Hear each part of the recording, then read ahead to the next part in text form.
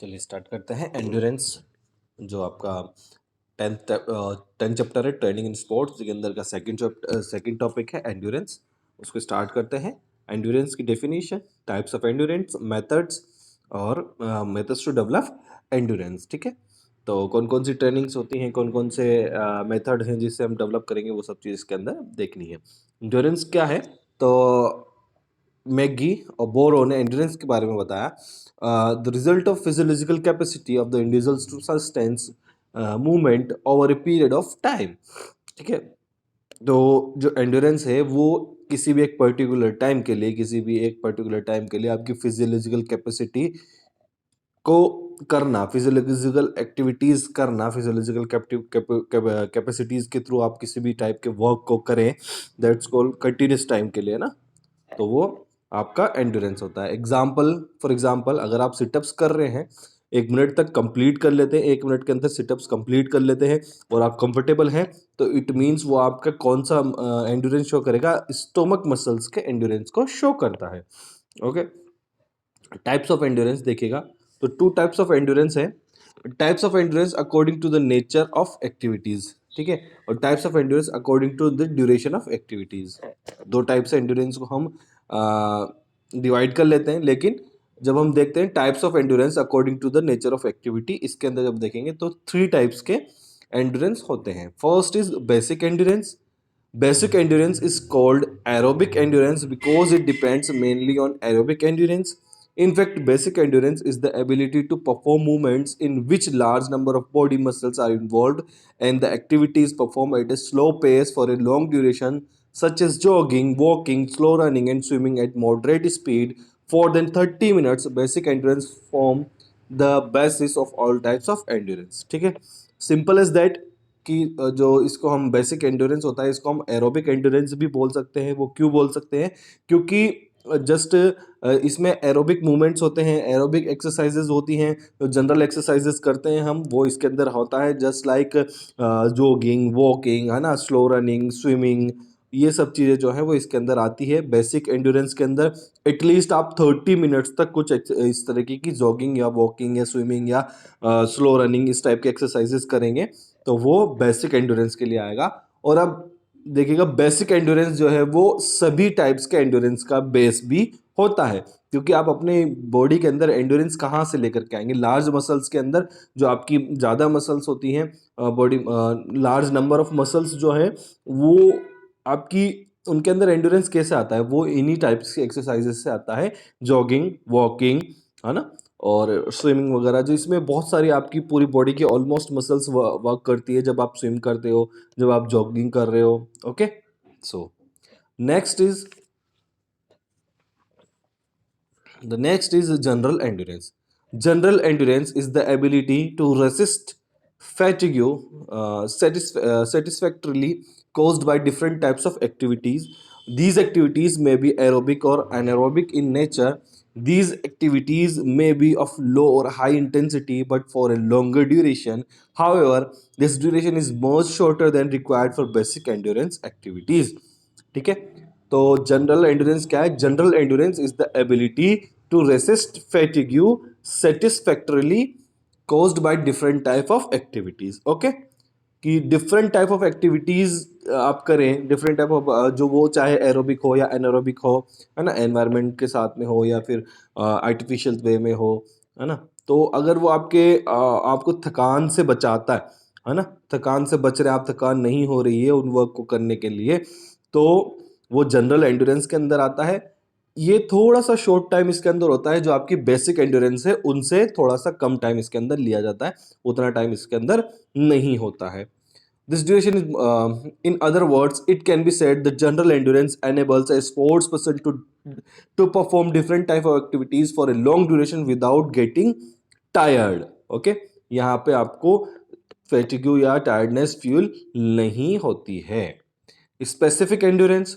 Specific endurance is the ability to resist fatigue caused by specific or particular sports activities. ठीक है, तो specific endurance कौन सी ability है? ये आपको किसी भी पर्टिकुलर स्पोर्ट्स एक्टिविटी करने के लिए या स्पेसिफिक कोई एक्टिविटी करने के लिए जब करते हैं तो आप अपने आप को फैटिग्यू फील ना करें, तो वो स्पेसिफिक एंड्योरेंस के अंदर आता है। एज द नेचर ऑफ एजग्यू is different for different sport, the specific endurance is also different respectively. For example, specific endurance of a wrestler is not combat effectively in the 3 rounds or 6 minutes where it is of 4 rounds for a boxer। ठीक है, तो specific endurance अलग अलग sports के लिए अलग अलग होता है। सिंपल है, जब स्पेसिफिक है तो वो स्पेसिफिक ही रहेगा। बॉक्सर के लिए अलग होता है, और या फुटबॉलर के लिए अलग है, और अपने रेसलर के लिए अलग है। सभी के लिए अलग अलग स्पेसिफिक एंड्योरेंस होते हैं। नेक्स्ट है second type of endurance according to the duration of activity. अब ये पहले हमने देखा था according to nature, according to the nature of activity. ये हम देख रहे हैं ड्यूरेशन ऑफ द एक्टिविटी, मतलब टाइम के अकॉर्डिंग आपका एंड्योरेंस चेक करें। फर्स्ट है speed endurance. Speed endurance is the ability to resist fatigue in activities lasting up to 45 seconds. The event of 400-meter sprint is the most suitable example of speed endurance. Speed endurance is mainly depend on the power and capacity of energy production। ठीक है, यहाँ पे endurance के साथ साथ अगर आपकी activity speed भी मेंटेन आप करके चल रहे हैं, that's called speed endurance. Simple सी चीज़ है, अगर आप कोई अगर 45 सेकेंड से ज़्यादा की कोई एक्टिविटीज़ कर रहे हैं, 45 सेकेंड तक की कोई एक्टिविटीज़ कर रहे हैं और उसमें आपको थकान नहीं हो रही है, तो वो आपका स्पीड एंड्योरेंस की वजह से होता है। ठीक है, just like 400 meter sprint races जो होती है, इसका बेस्ट एग्जाम्पल है। ये आपकी पावर और कैपेसिटी दोनों को एनर्जी, यहाँ पे आप क्या करते हैं, पावर और कैपेसिटी दोनों को टेस्ट करते हैं। नेक्स्ट है short term endurance. Short term endurance is need to resist fatigue in sports activities lasting from about 45 second to 2 minutes. ठीक है, तो ड्यूरेशन के अकॉर्डिंग चल रहा है, up to 45 second speed endurance. Short term endurance होता है 45 सेकेंड्स टू 2 मिनट्स। इसका बेस्ट एग्जांपल है 800 मीटर रेसेस, है ना। 800 मीटर सॉरी 800 मीटर रेसेस जो है वो अराउंड 45 सेकेंड से लेकर के 2 मिनट्स के बीच की ड्यूरेशन की होती है। तो ये आपकी किस पे डिपेंड करता है, depends to a large extent on strength endurance and speed endurance. Strength endurance और स्पीड एंड्योरेंस दोनों मिलाकर के शॉर्ट टर्म एंड्योरेंस को बनाते हैं। ठीक है, शॉर्ट टर्म एंड्योरेंस बनता है। नेक्स्ट है middle term endurance. Middle term endurance की जो टाइम ड्यूरेशन होती है वो 2 to 11 मिनट्स की होती है। It also depends on strength endurance and speed endurance, but to a limited degree. ठीक है, एक लिमिटेड डिग्री तक होता है। इसका बेस्ट एग्जांपल है 1500 metre races and stable chases race and staple chase race by runner is the most suitable example of middle term endurance. Okay, next है long term endurance. Long term endurance is needed in such sports activities which last for more than 11 minute. The sports activities such as 500 meter, 1000 meter cross country and marathon races require such type of endurance। Okay, simple as that। 11 minute से ज़्यादा की अगर आपकी कोई activity हो रही है या कुछ रेस आप कर रहे हैं, तो वो कुछ एक्टिविटीज़ आप करते हैं, तो वो आपका कौन सा एंड्योरेंस होता है, लॉन्ग टर्म एंड्योरेंस। इसका बेस्ट एग्जांपल है cross country races, marathons, 500 meter races, 1000 meter races, okay, 10,000 meter races. ठीक है, 5000 मीटर रेसेस, ये जो है वो इसका बेस्ट एग्जांपल होता है।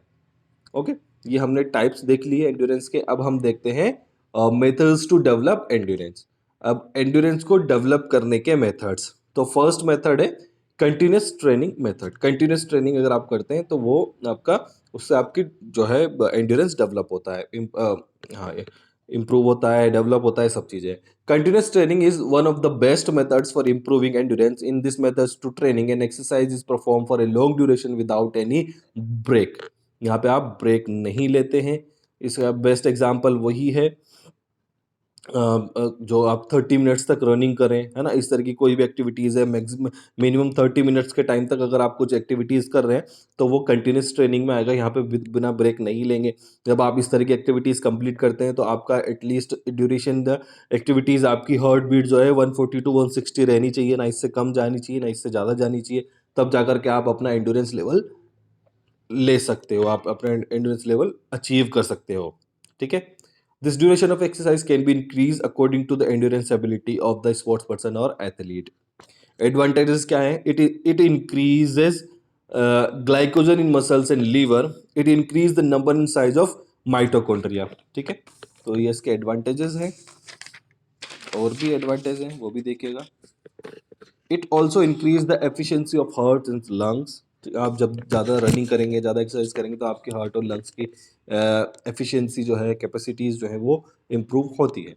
It improves will power and makes the individuals well determined under the condition of fatigue.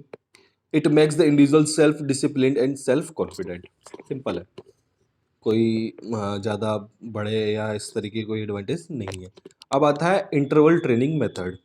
Interval training method के अंदर क्या होता है, it is a training of heart through endurance training. If you run your heart beats at a faster rate, Bikila, the famous athlete coach of Finland, introduced this training method in 1920।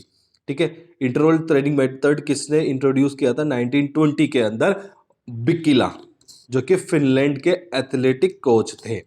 He stressed on the importance of freedom between work and rest in the method and called it terrace training. He was the greatest coach and athlete of his time. He used to run 400 meter 10 to 20 minutes daily instead of running 10 to 20 miles daily। ठीक है, Zatopek interval training method को introduce किया था Bikila ने 1920 के अंदर, याद रखिएगा। Zatopek also use the same pattern to run 400 metre 60 times daily.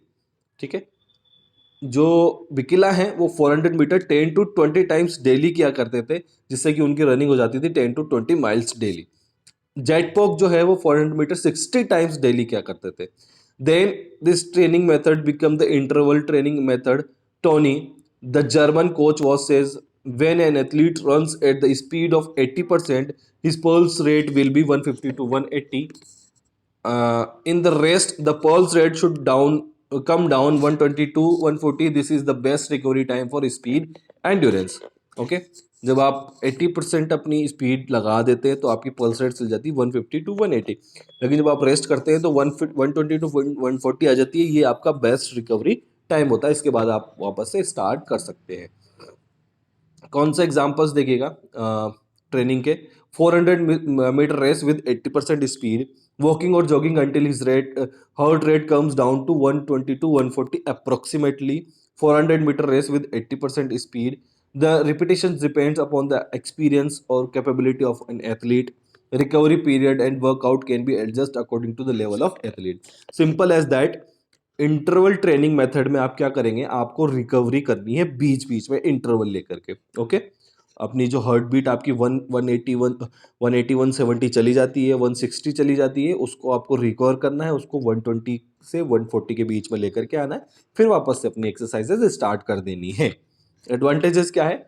More workout can be performed in a short duration. Obviously बात है, आप जो कंटिन्यूस ट्रेनिंग कर रहे हैं उसमें आप अगर कंटिन्यू कर रहे हैं तो आप एक लेवल पे थक जाएंगे, बट आप जब रेस्ट लेकर के कर रहे हैं, ब्रेक लेकर के कर रहे हैं, तो आप अपनी टाइम्स को ज़्यादा बढ़ा सकते हैं, अपनी एक्सरसाइजेस को इंक्रीज कर सकते हैं। It is more beneficial for respiratory and circulatory system and they can be trained both the same time. Okay, the progress of the athlete can be measured easily. It gives, sorry, it gives a better result in a short time. It means an athlete achieve his or his peak performance in short time. Athletes gets a fair judgment easily. Obvious. Suggestions can be given by a coach to athlete during recovery phase regarding any fault.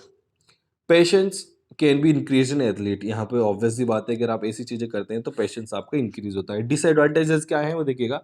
Top performance comes before competition and can not remain up to the competition time. There are more chance of injuries. जब आप rest करते हैं तो obviously बात है कि आपकी muscles भी रेस्ट करने लग जाती है। अगर आप वापस से स्टार्ट करेंगे, एकदम कंटिन्यूस आपने स्टार्ट कर दी, तो प्रॉब्लम हो सकती है। Regular training can lead to heart disease. अगर आप रेगुलर ही करते रहेंगे ऐसी, तो हार्ट डिजीज होने की चांसेस, हार्ट रेट बढ़ रही है, कम हो रही है, बढ़ रही है, कम हो रही है, तो चांसेस हो जाते हैं।